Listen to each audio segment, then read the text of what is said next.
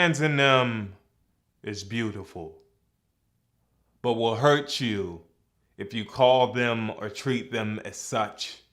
Got girlfriends for fathers, will not kiss them in public, but will leave hickeys on the neck of a bottle of Hennessy until the burn feels like a love in their chest. My mans and them don't do well with affection. Swear they ain't emotional.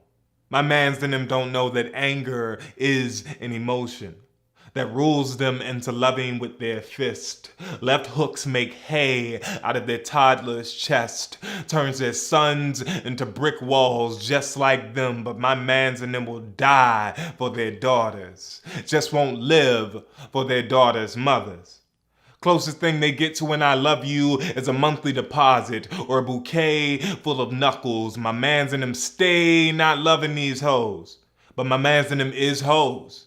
So they stay not loving themselves. My mans and them put all their bros before all their hoes and yet still are oddly homophobic. Spend all their time manning up. Never got to be boys. Lost their virginities at 12 but swear they are not abused. My mans and them use fucking as a political tool. It is one of the only ways they have ever known how to exercise power. My mans and them pull out game strong. But that baby ain't got my eyes game, even stronger. My mans and them is brilliant. They are School of Hard Knock, GED, JLGED, Lincoln Tech trained, magna cum laude, PhD, but can't read between the lines wrinkled in a woman's brow as she politely declines their advances. No, my mans and them want to know if your man allow you to have friends. Can he handle competition? And when all else fails, my mans and them got a million reasons loaded in a chamber for why they ain't like your ass anyway. My mans and them love pussy, but hate women, especially the black ones.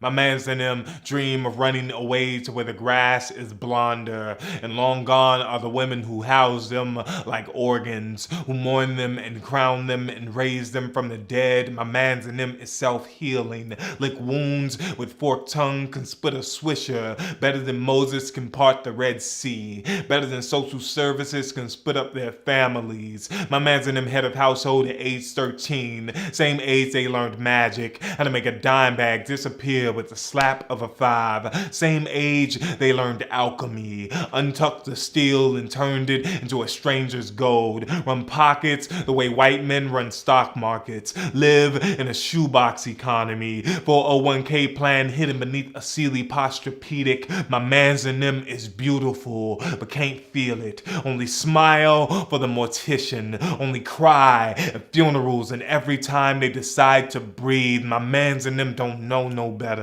Yet I do, and never check them, never show them better, and I am beginning to wonder exactly what that says about me.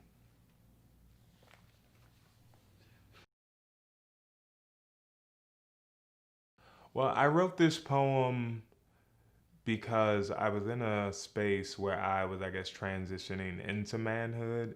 And not like from teenager to adult, but from unlearning a lot of the toxic things that informed, I guess, my masculinity or manhood.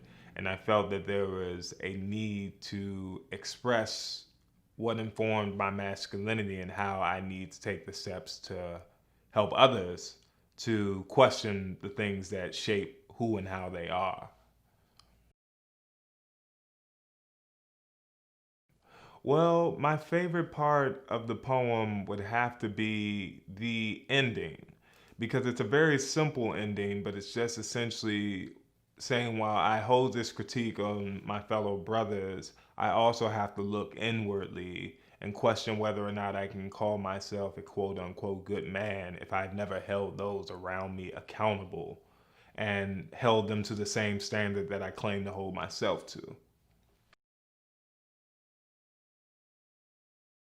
I hope that this poem achieves the feat of starting conversations about what it is masculinity exactly is, and also I hope that it challenges people to, as I said before, challenges people to hold their fellow brothers accountable about the things that they do, the complicit ways in which they are guilty of certain practices that aren't necessarily the greatest towards our women, towards just anybody in general that are rooted in patriarchy and misogyny and things of that nature. So I hope that it just starts a dialogue that can continue and actually be put into tangible practice.